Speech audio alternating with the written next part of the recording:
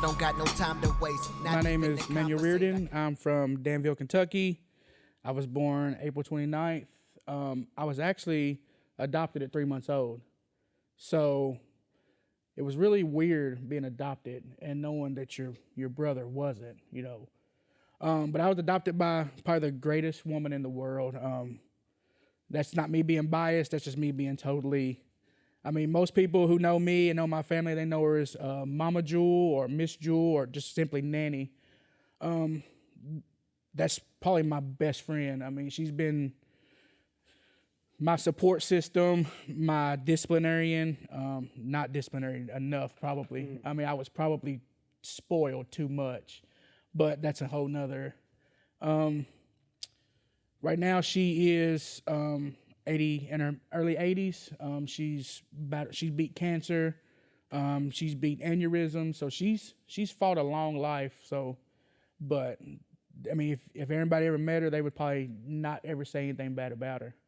Do you know about your birth parents? Oh yeah, I mean, even to this day, I still have the best relationship with both my real mom and dad and my brother. So it wasn't like the adoptions that you normally see where people would, you know, they're searching 25 years for their mom or their dad. My mom and dad was always there for me, but they wasn't, you know, I wasn't in the home with them, but I could call them and say, hey, I need a pair of school shoes, or I need a pair of clothes, I need some shirts or some shoes, some shorts, whatever. And they was there. I mean, even to this day, I go over there and I'll sit half a day with them just talking about, you know, old times and just, you know, life. I mean, you know, that's my dad, you know, I lost my adopted dad when I was 11. So my adopted mom was basically a single mother till I got old enough to take care of myself. But my real mom and dad was still there all the way through that process. So, I mean, it's a blessing to know that I had two sets of parents and two families, but I didn't look at it that way. I looked at it as I just had one big giant family. Okay. So that's just how I looked at things. And the woman that adopted you is a white woman. Yes. And just off of our initial connection, you know, she's a white woman. You grew up in a white neighborhood. Yes. How did that kind of shape just your upbringing? So I actually grew up out East Maine in the early 90s up to mid 2000s. My neighborhood was black and diverse, but my street was predominantly white. So I was the only black kid to them on the street, and it was hard. I mean, it was hard. I got called the little black kid. I mean, they knew my family, but they never wanted to know my name. They were just like, you know, Miss Jewel, you're the little black kid that you have, you know, or why do you adopt a black kid, or why didn't you adopt this kid instead of him, you know? But my mom, she didn't see it that way. She just see me as her son. And I remember one time we was in the store and I wanted something, and I was probably about 4 years old. And she said, the lady at the counter was like, oh, who is that kid that with you? And she's like, what kid? And, you know, she's like, that black kid. She said, I don't have a black kid with me. And they was like, yes, you do. He's right beside you. She said, that's my son. He's not a black kid. His name's Manuel. He's not, you know, yes, he's black, but that's not how I see him. So growing up in that neighborhood, I was reserved on my street because I didn't want to get into any trouble. You know, I was the only black kid on the street. So if something happened, it was the black kid. It was the black kid. And obviously, but if I got off my street into the other neighborhoods, into the apartment complex, well, I was in my area. You know, it was you know, Latinos, and it was white kids, and it was black kids. You know, it was a diverse community in the apartment complexes. So I would just hang out with them for hours, but I knew that I eventually, oh man, I gotta go home. Were there any like race issues with the kids, like in the white part of the neighborhood? It wasn't more of the kids as it was some of the family of my own family. Okay. So, you know, at that point in time, my adopted sisters, who my adopted mom had other kids, though they're all by this time they're all grown or married or have their own kids. You know, one of my sisters has had a mixed daughter, so they already knew about racism, and you know, but I'm young, so you know, my cousins and my nephews who were older than me thought it was okay just to, you know, throw the N-word around, which, you know, you're young, so you don't really know that word. You hear it, and you know, you hear it, people say it, and you hear it in music or you read it in a book, but you don't know the meaning of it. And I remember just one day they were saying it and they were like laughing, and I said, "Why are y'all saying that word? I don't know what it means." They're like, "Well, it's okay, it's okay." you're family, so it don't affect you. And I remember my niece saying, but it does. It does affect him. And it makes it worse because it's coming from you. You're his own family. You may not be his blood, but you're family. And it's went on for, probably to this day. I hear it from them. Now I'm to the point now where I don't even acknowledge it. Because stupidity is stupidity. Right. I don't acknowledge it. It hurts because it's from your family, and middle school is a trying time because you tend to.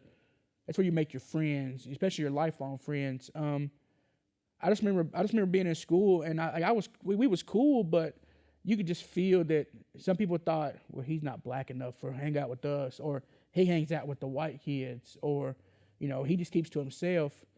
I tended to gravitate towards the white kids because that's how I was brought up. I was brought up, white, predominantly white family, white neighborhoods. Okay. Sometimes I felt like I wasn't black enough for them, so that's why they talked to me and they kind of hung out with me, but I kind of felt like they just kind of, well, he's okay, but he's not full, right. and that could be a totally misconception. It could just be you just didn't vibe with them. But growing up, trying to expand your friends and your outlook on life, that's just how you felt. Which is, now I look back on it and it was totally opposite. They would just, you just wasn't vibing with them. You weren't vibing with them. Sometimes I felt like I wasn't black enough for people, and that kind of hurts because I was one of the people I want to be friends with everybody. Sometimes you can't, but I want it to be. So, most of my classmates were, these big jock athletic kids, and here's me, short, kind of semi-skinny kid who ain't got no athletic bone in his body, but he just likes to play pickup ball and just hang out with his friends.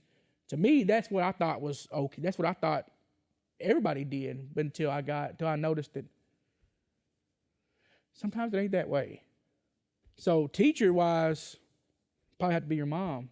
And I remember one time she just told me, she just said, you just have to be you. Be who you are. Do what makes you happy. Be who you are, and just enjoy it. Just enjoy life because it's too short. And just her influence of having me in school, and she would always push me. I was one of those kids in school, I might do my work, I might not. Not when I had her. It was, hey, you're going to do it or you're not leaving this classroom. So she stayed on me just because she knew that she seen somebody who needed school, that she wanted to see outside of school excel and succeed and be not necessarily successful, financially, but just successful in life, that you're still here. Hey, you're not out here on the streets or you're not out here homeless, that you're trying in life. That's what it was for me. And then the other teacher is probably Mr. Trumbo. I think everybody has had Mr. Trumbo in some sort of nature, whether it's school or outside or in church. I thought he seen me as, your mom's doing okay. She's raising you right. She has you. At least you're coming to school. Some kids are not even coming to school. And as far as friends growing up, man, I can go on and on. I don't know if I can just pick just one. I had in high school, I had a core that motivated. They pushed. You may not talk to them all the time every day, but they see you out. Hey man, get to class. Hey man, get your grades up. Hey, quit goofing off. Hey, hurry home. Listen. And it was those. They was the same age and the same grade as you, but they had that leadership value about them. And that's what I love about them, man. Because even in your bad day, man, they treat you like family. Even though you're not their family, you're their family. Right. So that's why I tend to gravitate towards them, man. Because no matter what kind of day you're having, they there for you. I can call Buddy at 2:00 in the morning. He's gonna pick up. Hey man, let's talk. Mm-hmm. He'll call me at 2:00 in the morning. I might not always pick up, but I'll talk when I do. Right. So post high school, kind of just do what most high school people do. After you graduate, you don't go to college. You kind of pick up a job. You hang out with your friends. So then Buddy was like, "You ever thought about getting into refereeing?" And I was like, "Too much running." Nope. He was like, "No, man, but it's really something you should look into because you love sports." And I was like, "All right." So then I got into it, man, and Next thing you know, I mean, I'm refereeing, and it's just like, man, I love it. Because you don't necessarily love it because you're in control.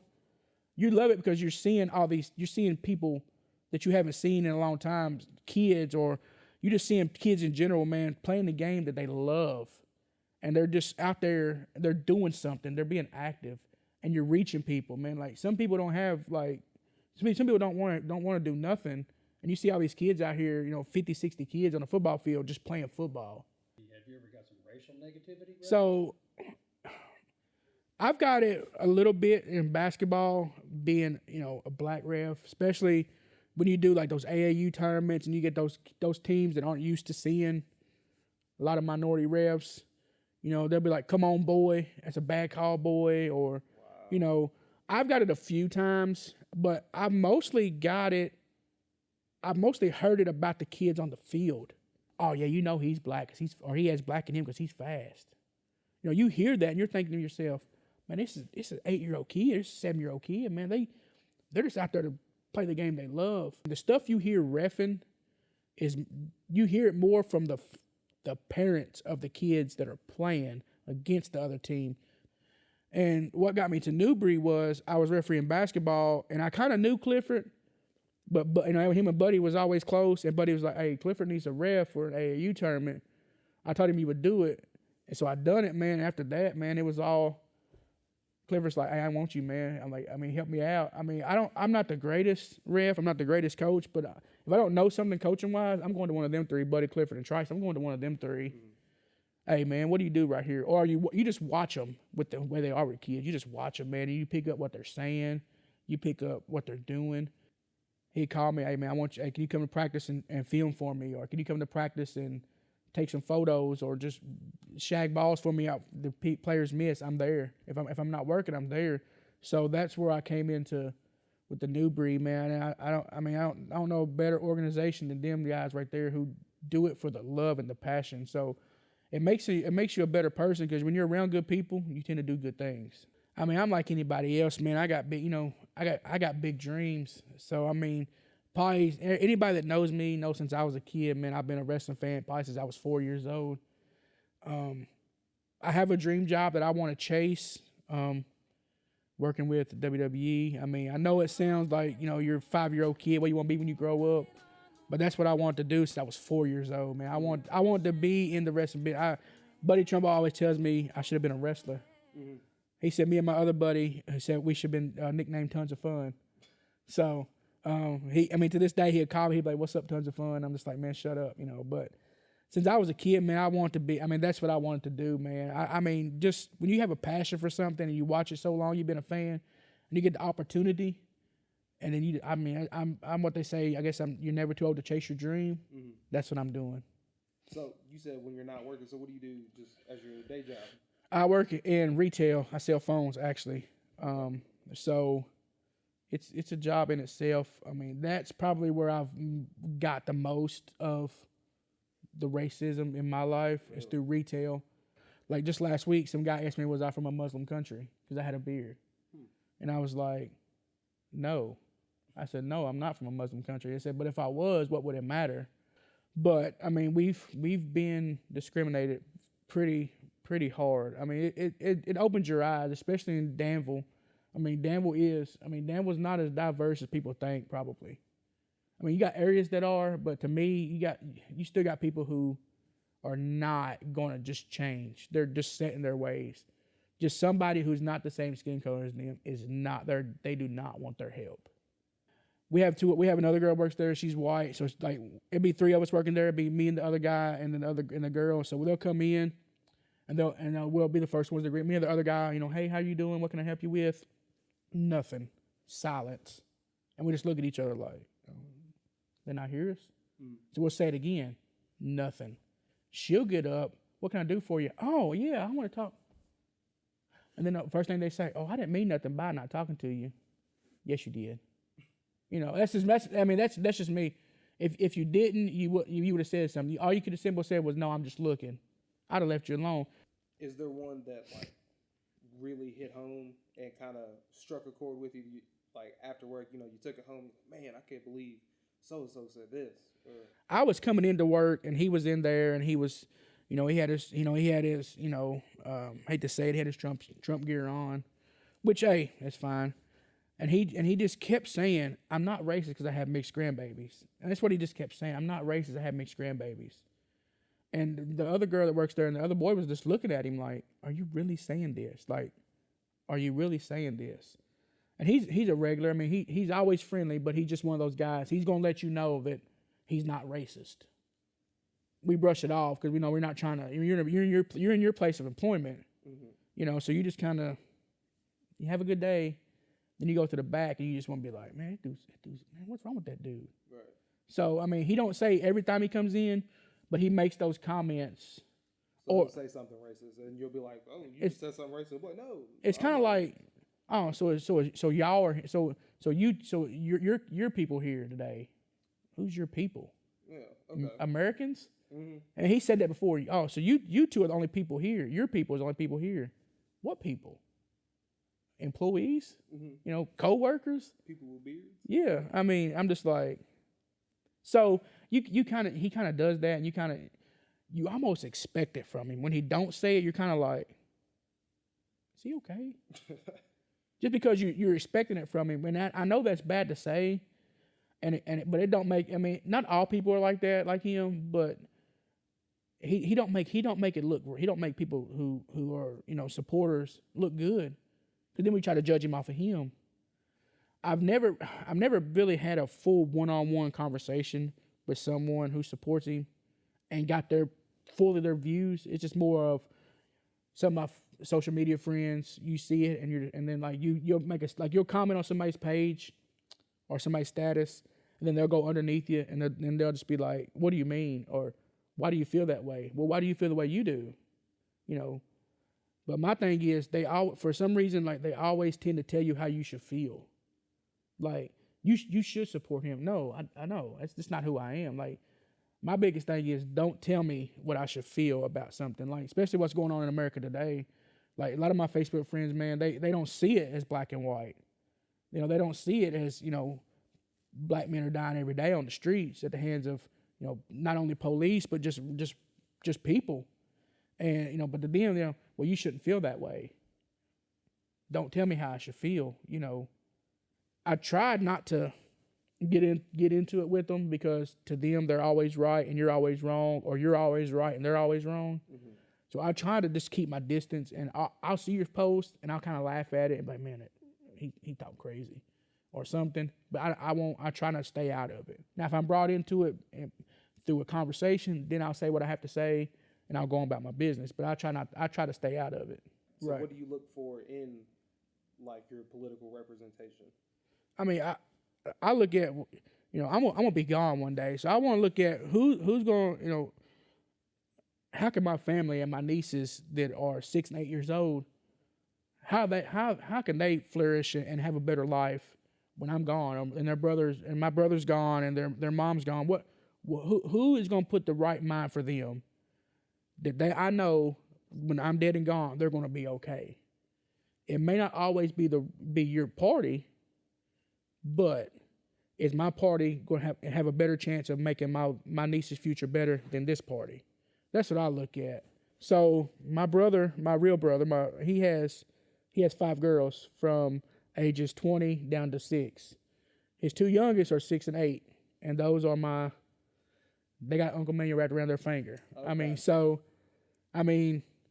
I share with Chuck some of the pictures of me with them. I mean, that's just, I look at them every day, man, and I just think, I hope and I pray that you don't have to go through what we're going through today as when you get older. Because, I mean, even now, my nieces, they don't know what's going on. They just want to be kids. I mean, they want to watch a tablet of YouTube of kids playing with toys they already have. That's just what they do. I mean, I just pray and I hope that someday they realize that it's okay to just be a kid, not to deal with black and white, right and wrong. Just be a kid. Enjoy life now, because when you get older, it's not going to be the same as you was at 8 years old with skin knees, and it's not going to happen. And as far as my adopted family, luckily all my nieces and nephews are a little older, so they're You know, they have all their own families and they have their own views on life. So, you know, you really just hope that they just go through life every day and teach their kids, and their kids teach their kids that just be there. Just, you know, just don't look at everything as right and wrong, black and white. Look, I mean, it's going to be out there eventually, but if you can avoid it at all costs for as long as you can, do it. That's just one thing I would always tell them. If you can avoid it for all costs, just tell them. Because this world, man, this is a crazy world we live in, you know, and life goes by too fast to pass up any opportunity just to be a kid or be yourself and just love life every day. What are your like religious views, if you don't mind talking? So I actually started out at the local Salvation Army. That was my, I mean, growing up, that's where my adopted mom, that's where her family went. I went to church camp every year. I was gone, you know, half a summer. I come home, wash clothes, and go back. Mm-hmm. And then as I got older, my brother I went to Pentecostal, and let's just say it was a change. Okay. I mean, you're used to, you know, just basic hand clapping, a little bit of singing, and people falling out on the floor and speaking in tongues. Mm-hmm. And people like wiping oil on your head. As a 14-year-old kid, you're like, what in the world? I don't know if my brother will remember this, but I asked him the other day, and he said he did. So, but I don't know how true it is. But I asked him, I said, is she dead? Like, she fell out in the spirit. And I said, is she dead? And he kind of laughed, and he was like, no, and he explained it to me. I'm 14. I just see somebody fall out of nowhere. I'm thinking, man, what's going on? So, I mean, that's just how, that's my religious views. I grew up, you know, pretty much Pentecostal. I mean, youth group. I mean, you know, you're a typical teenager. You're going to youth group on Wednesdays. You're going to church on Sundays, and you might get to go. I went to church camp through the summer. I mean, that was my routine growing up. I mean, yeah, back then. You look forward to going to church on Wednesdays because, you know, all your buddies was going because back then it was a cool thing to do. I mean, right. They're playing basketball out until, you know, 8, 9, or 10 o'clock. They're buying you Little Caesars pizza. Mm-hmm. You got cookies and cakes and lock-ins. You know, it's different. It's fun times. Right. You know, your buddies don't care who your pastor is or what religion you are. They see free food and free lock-in. Mm-hmm. You know, so they're hanging out. I mean, it was fun. And then as I got older, it kind of dies. You know, it kind of you age out. Now you got sitting through, you know, Sunday church. You know, you're what time's the buffet open? Right. You know. I probably wasn't the only person that thought like that, but I mean, full disclosure, you know, I've been there myself. I mean, you're fine all Sunday. You know, you're fine until it gets about 12 o'clock. Mm-hmm. The pastor's still going strong. You're like, oh my God, stomach start rumbling a little bit. If we don't get there right at 12, man, we'll have to sit for an hour. Mm-hmm. That's how I was, and then it started going to, I'm not going to go. I'll meet you at the buffet. Okay. And then it got to the point I got a job. I started working on Sundays. So then you kind of fell off. So now you're working all the time. So you just don't go at all. You're lucky if you get to catch it online. So being younger and doing church then was simpler time. Was probably the best times of my life. So DJing, it was weird how it started out. Actually, my buddy Jerry Farmer and Tyler Isaacs have DJ service called Hey Mr. DJ. So me and Jerry's been friends for, God, probably since I was 6th grade. He first started cutting my hair. I had a full beard, but that's a whole nother story. And he was just like, what are you doing tonight? And I'm like, about 10 years ago. He was like, about 6 years ago. He's like, what are you doing? I'm like, oh, nothing. He's like, we want to come to the DJ gig. Help me load the equipment, and I'll show you how to set it up. And you just kind of, basically you're hanging out, but you just kind of get paid for it. Hang out at a wedding with alcohol. I'm in. And then it turned into, hey, I need you next weekend to DJ. I don't know what I'm doing. I'll be ready to show you. So then it turned into, I started out as just loading and unloading and setting up and then just kind of hanging off to the side and chilling and mingling with the guests, and to turn it into, you got to do a gig by yourself. Oh, my God. I'd say, like, with your background and, like, upbringing, and you have probably developed a pretty diverse, like, musical library. And as far as music, man, back then, man, I listened to rap, but most of my family listened to country or rock. So that's what I listened to. I just like the music. I mean, it just happened to be most of my playlist was what they consider white music, which was fine to me. I didn't see no difference in it, but to everybody else, it was, oh, here he comes. Here come the country boy, Right. So Does that like helped you out like when you do your DJing? very diverse. I mean, I tell people I can go from Aerosmith to ZZ Top to Tupac to Drake to, Elton John. I remember one time we done a wedding and the groom got super drunk and all the kids were gone, all the grandparents are gone. It was like the bridal party and some guests. He was like, will you play me a song? And I was like, yeah, what is it? He was like, will you play Two Live Crew? And I'm like, yeah. And he's like, will you play me So Horny? And I said, yeah, I got you. And I played it, and he's hammered. Mm-hmm. He's like, you all right for a black dude? And I just kind of looked at him and I said, man, where'd that come from? He's like, oh, I don't mean nothing by it. I said, man, drunk words are sober thoughts. That's what I was always told anyway. Right. And then after I said that to him, man, his whole demeanor flipped. Oh man, well, just turn the music off, man. Just go back to country and rock and roll if you don't care. I'm like, don't let what you said to me affect your party. If your wedding party and stuff want to hear this, I'll play it. But the way you coming at me, man, is totally disrespectful. Like I'm working for you, yes, but no, you're not gonna disrespect me either. So how did you like get to that place where stuff like that didn't offend you as much? I don't like it, and there's nothing I can do about it. But I get to the point now, I'm just like, man, whatever. That's not who I am. I'm not who you say I am, So I just get to the point, man. It's just like, man, whatever. If that's how you feel, that's how you feel. It's not. I know the type of person I am, man. But if I'm out here trying to be a decent human being and just trying to be a normal person, and people don't like you, then they don't like you. But you can't let what others think affect how you live your life. Because then ultimately, what are you here for? You have no purpose. So I always look at it like that. You seen anybody? What's the word I'm looking for? Entanglement. Oh, an entanglement. Okay. Is that the word they're using now? Entanglement. I think that's what the kids are saying. The kids saying us old. They say us old heads would say talking to somebody. Right. That's what the old heads would say. Okay. So, but yeah. Go after who you feel you have the best connection with, whether it be black, white. If you love them and you make a connection and they make you happy and you vibe and you gel and you just bring the best out of each other and she pushes you and you push her, go for it. Do you have any like general advice that you kind of just lean into, like when times are getting tough? Man, really, I try to just pick up a Bible, man. Really, like I got the one that had the little thing in it. You just put in when you find a favorite verse, you just close it. And man, like the other day, man, it opened up to like John 3:16 is what it opened up to. Man, I wasn't even trying to open it up. I was just trying to clean my counter off, and I picked it up and it opened up to it. And I sit there and read it. Man, that's just what it opened up to, and not necessarily. I'm not trying to bring religious quotes or whatever, but if I'm having a down day, man, I just thank the Lord for waking me up that morning, because that's what I look at, man. He woke me up today. I can complain every day about what's going on in the world, but today somebody didn't wake up.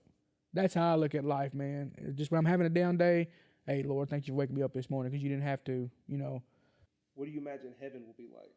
Just me personally, I think it's gonna be, man, just a joyous time with people you've lost, whether it be friends, family, co-workers. I think this is going to be what they say, no more sorrow, no more weeping. I think it's going to be a time that you can just be with your loved ones again. You ain't got to worry about no violence. You ain't got to worry about no racism, no hatred, money problems.